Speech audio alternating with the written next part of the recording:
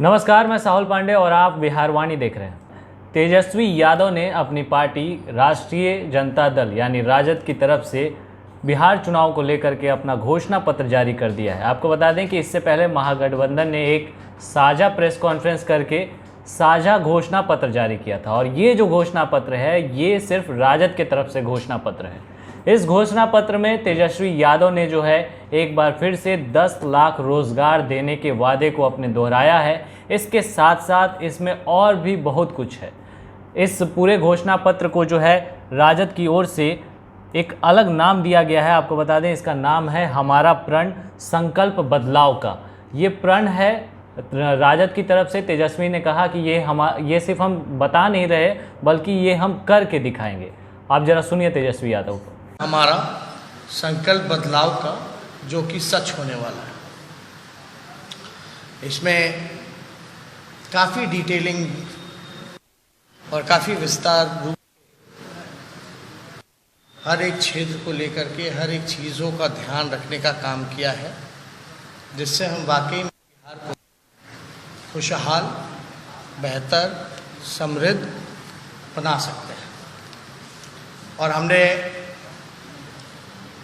मुद्दों की बात की है और पहले भी हमने कहा था, जैसे कि सभी विषयों में रोजगार, कृषि, उद्योग, शिक्षा, उच्च शिक्षा, रोजगार, महिला सशक्तिकरण और परिवार कल्याण, स्मार्ट गांव, खासतौर पे यहाँ स्मार्ट गांव का जिक्र किया गया है। आपको बता दें कि तेजस्वी यादव की तरफ से जारी किए गए राजद के इस घोषणा पत्र में जहां 10 लाख रोजगार देने की बात है, तो वहीं साथ में इसमें जो है जो फॉर्म भरते हैं स्टूडेंट, उनके लिए ख़ास तौर पे इस बार पहली बार ऐसा हो रहा है कि किसी घोषणा पत्र में इसका जिक्र किया गया हो। जो भी फॉर्म भरेंगे स्टूडेंट उसका पैसा देने तक की भी इसमें बात कही गई है। इसके अलावा इसमें जो है राज्य में हर बड़े शहरों में CCTV कैमरे लगाने की बात है। इसके अलावा इसमें जो है गाँवों को स्मार्ट बनाने की बात है। आपको याद होगा कि लालू प्रसाद यादव कहते थे कि लालू को स्मार्ट सिटी नहीं बल्कि स्मार्ट गाँव चाहिए, तो वहीं लालू प्रसाद यादव का वो विज़न जो है इस घोषणा पत्र में लागू करने की जो है कोशिश की गई है। इसके अलावा प्रदेश के लिए एक नई उद्योग नीति बनाने की बात जो है इस घोषणा पत्र में की गई है। इस घोषणा पत्र में जहां इतनी सारी बातें हैं, वहीं किसानों के लिए भी इसमें कहा गया है कि राज्य के किसानों की कर्ज माफ़ी की जाएगी। साथ ही साथ इसमें 2-3 और बड़ी बातें कही गई हैं। शिक्षा को लेकर के खास तौर पर बात कही गई है कि 22% हिस्सा जो राज्य की GDP का है उसका 22% हिस्सा जो है वो शिक्षा पे जो है तेजस्वी सरकार खर्च करेगी। अब इसका कितना असर होगा ये तो चुनाव में पता चलेगा, लेकिन आपको बता दें इस दौरान जो है तेजस्वी यादव जो है उन्होंने BJP और नीतीश कुमार को भी घेरा है। और इस दौरान जब उनसे पूछा गया कि BJP जो है 19 लाख रोज़गार देने की बात कर रही है, तब तेजस्वी यादव ने साफ तौर पे कहा कि पहले तो BJP को डिसाइड करना चाहिए कि उनका मुख्यमंत्री का चेहरा कौन है, क्योंकि अगर नीतीश कुमार उनके मुख्यमंत्री का चेहरा है तो वो तो 10 लाख नौकरी भी नहीं दे पा रहे हैं। लोग हंसी उड़ाया करते थे कि भाई रोजगार कैसे देंगे, पैसा कहाँ से लाएंगे। हमने कहा रोजगार और नौकरी में अंतर है। रोजगार तो कचड़े साफ करने वाला भी रोजगार हुआ, पकौड़ा तलो वो भी रोजगार हुआ, नाले साफ करो वो भी रोजगार हुआ। लेकिन हम यहाँ 10 लाख सरकारी नौकरियों के बारे में जिक्र कर रहे हैं।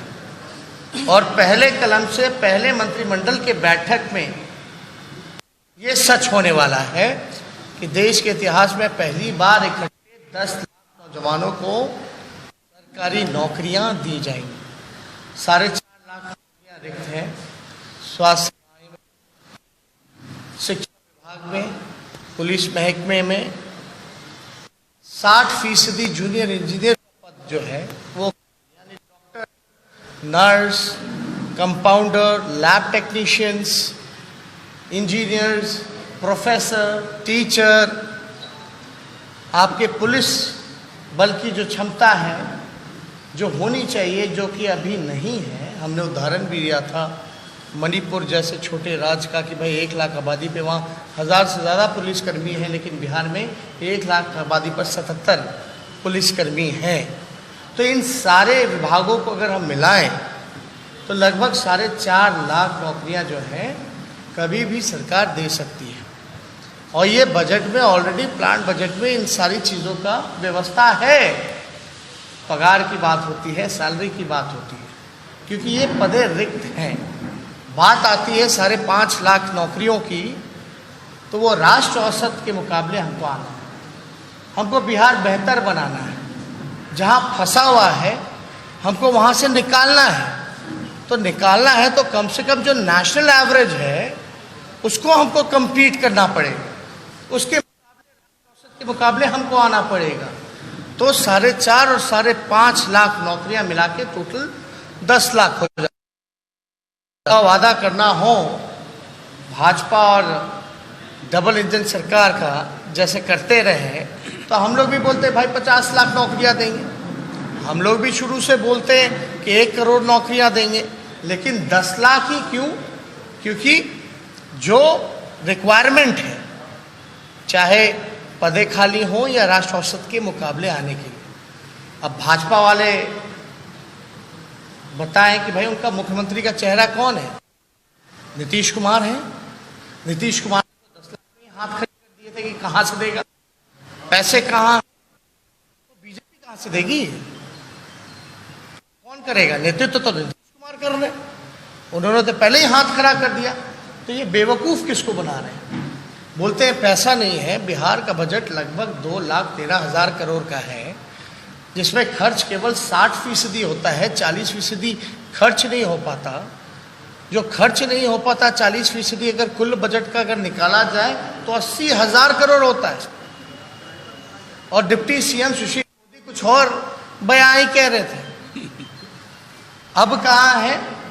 बताते चलें कि तेजस्वी यादव ने जब ये घोषणा पत्र जारी किया तो उन्होंने कहा कि ये सिर्फ घोषणा पत्र नहीं है बल्कि हमारा प्रण है और हम इसे पूरा करके रहेंगे। लगभग 17 बिंदु इसमें बताए गए हैं इस घोषणा पत्र में, जिस पर आने वाली तेजस्वी सरकार अगर बनती है तो वो जो है राज्य में उन 17 बिंदुओं पर काम करेगी।